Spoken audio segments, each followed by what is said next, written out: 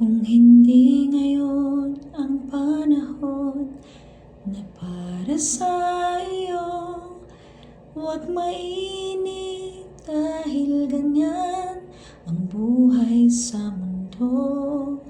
Huwag mawawalan ng pag-asa, darating din ang ligaya. Ang isipin mo'y may bukas pa na mayroong saya.